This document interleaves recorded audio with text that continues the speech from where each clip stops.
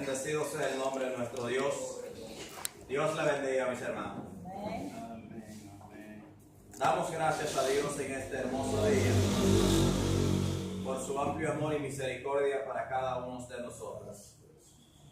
Dice nuestro líder que no es una coincidencia que nosotros estemos reunidos aquí.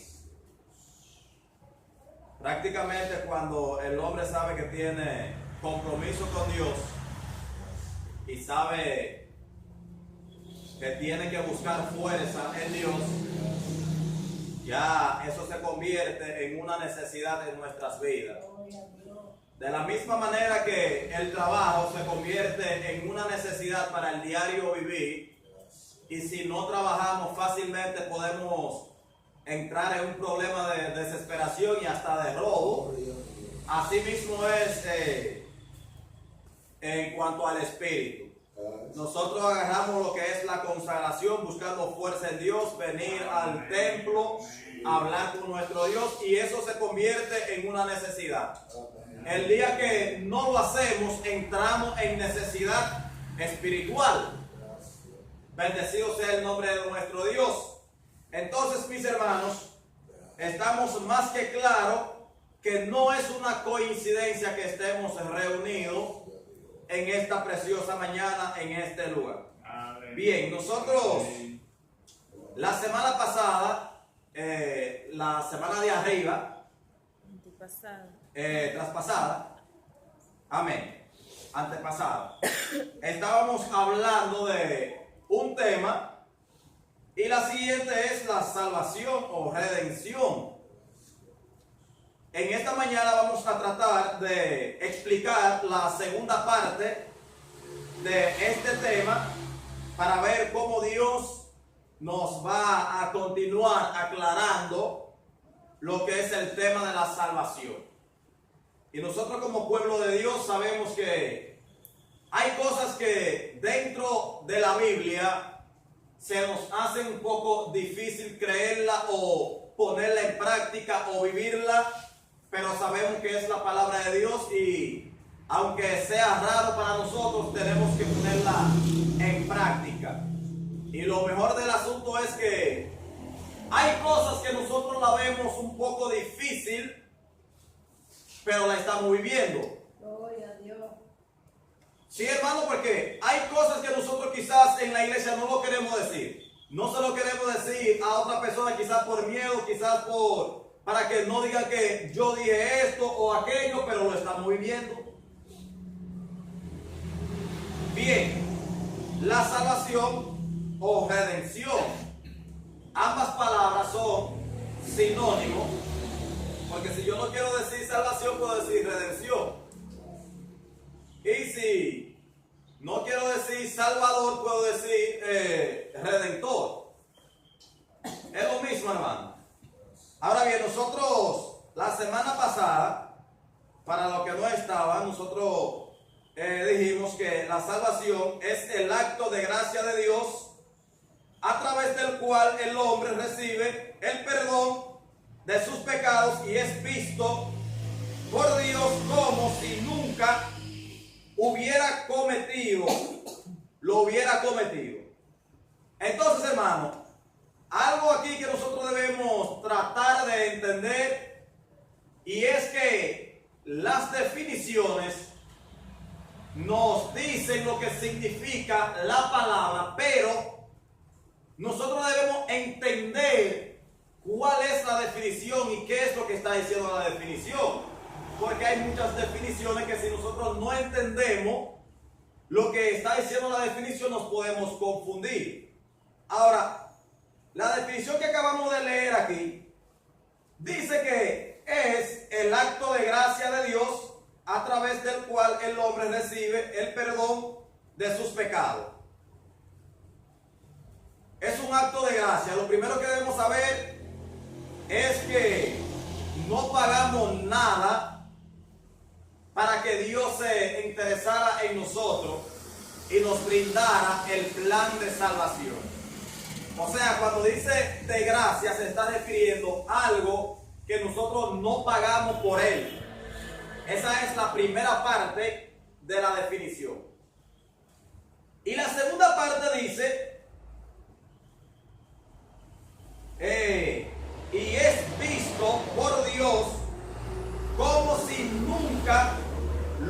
hubiera cometido. Y es visto por Dios como, escuchen bien la palabra, como. Cuando dice como, se está refiriendo a un ejemplo. O sea, como no es que nunca ha cometido pecado, sino como que nunca ha cometido pecado. Entonces, vamos a explicar esta parte porque debemos entender muy bien cuando la definición está hablando. O sea que somos pecadores, como dije la semana pasada, pero al llegar a los pies de Cristo y aceptar el plan de salvación, somos vistos por Dios como si nunca lo hubiéramos cometido. O sea que Dios nos ve como una persona que no ha cometido pecado. Ahora vamos a la realidad. Aunque Dios no está mirando a nosotros como que no hubiéramos pecado, como que no hemos pecado. Fíjense, hermano, vamos a ser sinceros. Eso es una definición que nos está diciendo muy bien cómo. Pero nosotros sabemos que hemos pecado. Lo que pasa es que la misericordia de Dios es tan grande que nos está mirando después del plan de salvación que llegó a nuestra vida y nosotros lo aceptamos. Ya Él no está mirando esos errores que nosotros cometimos, esos pecados que nosotros cometimos y lo que seguimos cometiendo después del plan de salvación.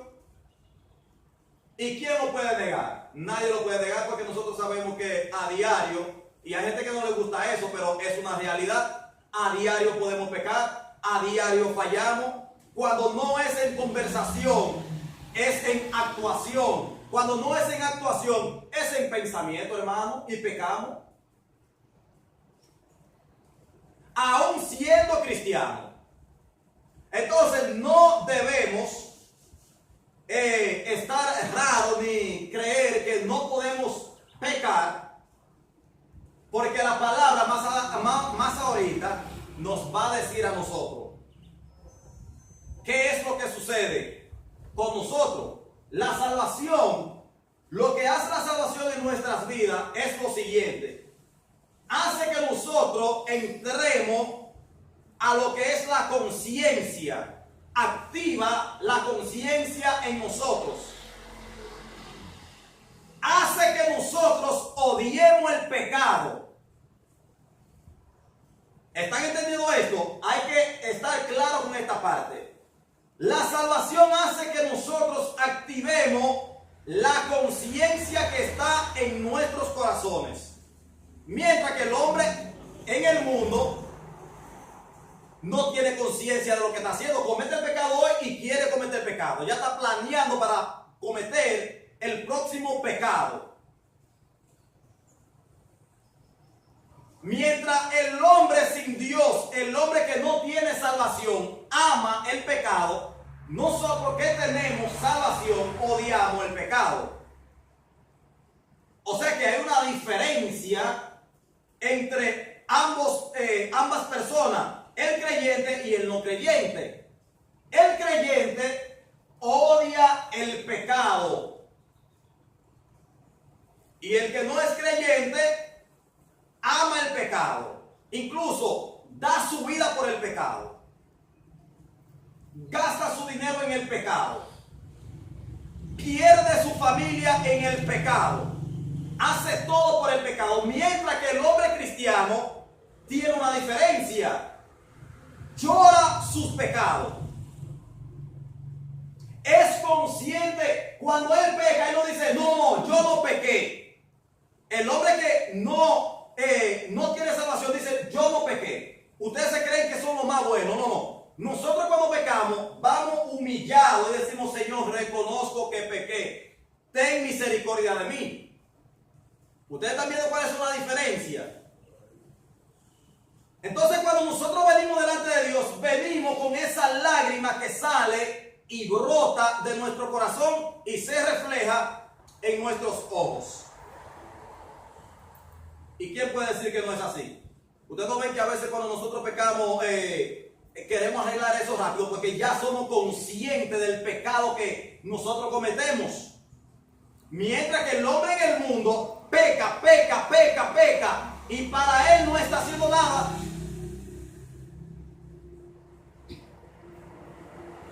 Vamos a buscar en nuestra Biblia, porque nosotros leímos muchos versículos en la semana que nosotros arrancamos con este estudio, y ya no lo vamos a leer otra vez. Nosotros ya habíamos leído, porque por gracia soy salvo por medio de la fe, y esto no es de nosotros, pues es don de Dios. O sea que esto no salió de nosotros, eso salió directamente de Dios. Ya eso lo habíamos leído, y habíamos leído otra parte más que dice que no todo el mundo es salvo, ni todo el mundo porque haya pasado por aquí ya es salvo, sino que el hombre tiene que creer de verdad, no en vano. Si no creyó en vano, es salvo, pero si creyó en vano, no es salvo. Ya eso lo leímos también, no lo vamos a leer otra vez, solamente estoy haciendo un repaso. Ahora bien, vamos a continuar con los versículos que dejamos pendientes para darle culminación a este estudio. Vamos a buscar en nuestra Biblia, en el libro de Mateo, capítulo 12. Pero antes de leer Mateo, vamos a repetir 1 Corintios capítulo 12, versículo 2, para estar más claro, hermano. Y ahí arrancamos de ahí en adelante mejor. Vamos a leer primero 1 Corintios capítulo 15, versículo 2. Y después arrancamos con los demás versículos. 15, versículo 2. Usted lo puede leer, mi hermano, si lo quiere. El que lo tenga lo puede leer.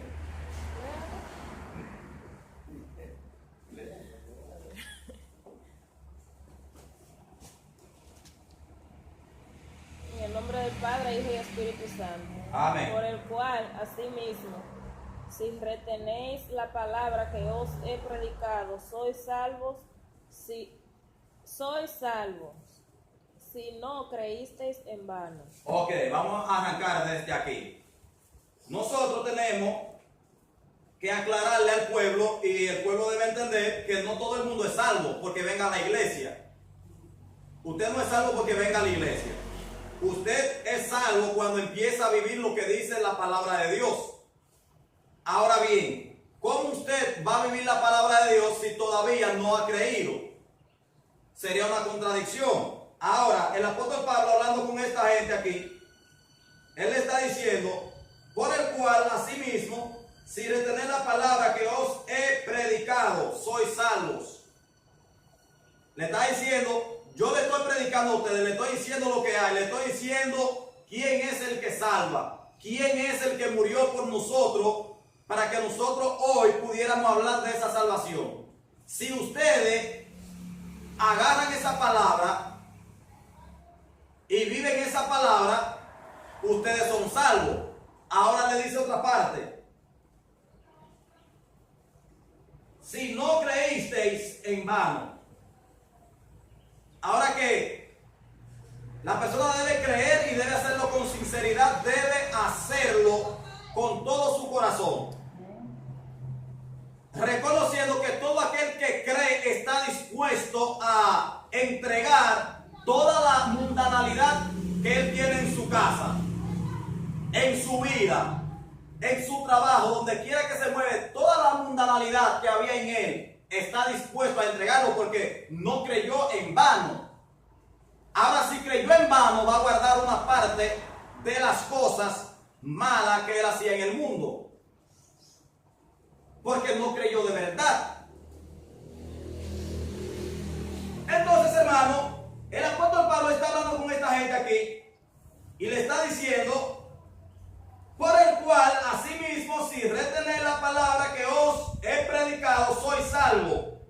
O sea que es condicional. Si no retienen esa palabra que el apóstol Pablo predicó, no son salvos. El asunto tiene que ver con retener la palabra. no escuchar la palabra y no retenerla. ¿Qué significa retenerla? Bueno, la palabra dice que yo tengo que hacer esto. Hay que hacerlo, hermano, aunque no me guste, aunque yo creo que eso no es así, tengo que hacerlo porque la palabra me dice que hay que hacerlo.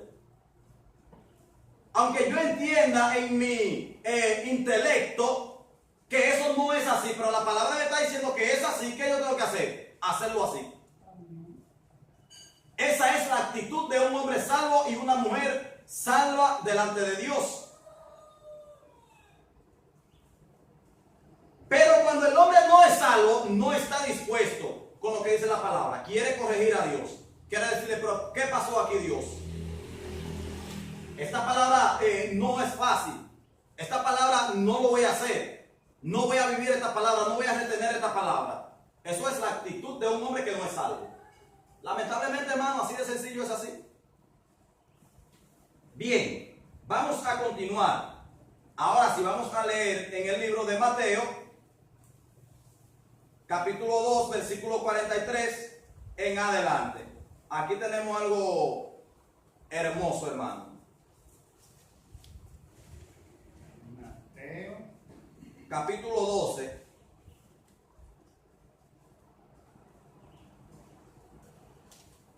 Quiero explicarle esto lo más rápido posible porque debemos estar claros sobre lo que es la salvación y cómo podemos retenerlo y si se pierde también. 43. 43 en adelante.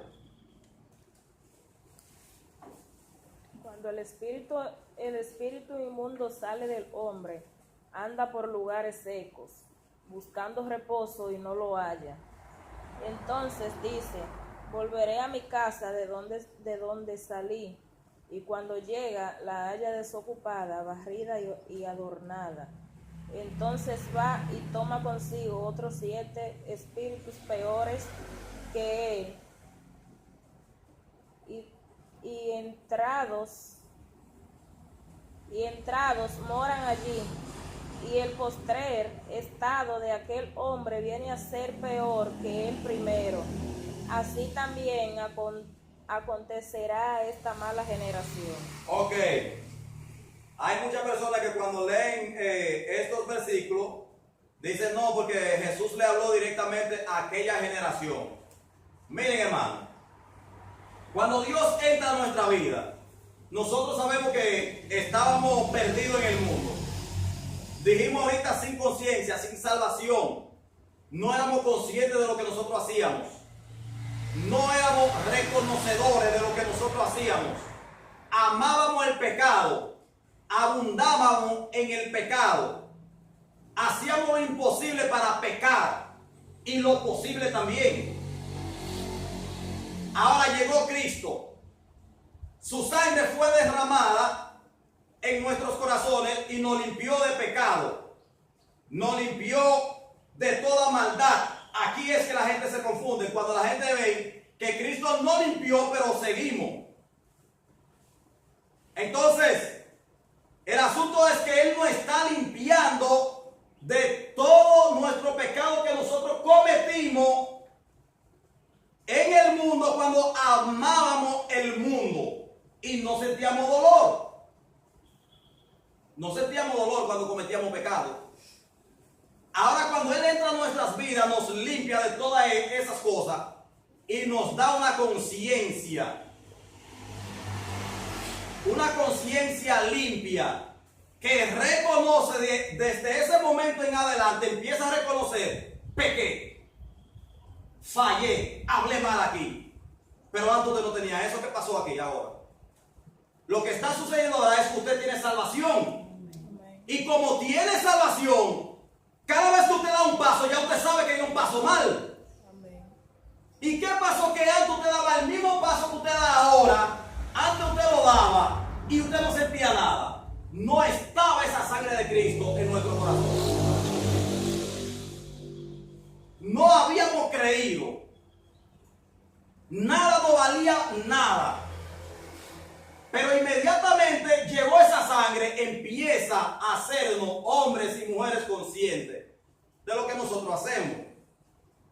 Ahora bien, lo que leímos aquí dice, precisamente eso es lo que hace Cristo. Nos limpia, nos lava, deja la casa bien barrida. Ya el hombre sabe hablar, el hombre sabe actuar. Ya el hombre no habla tan feo como hablaba y así.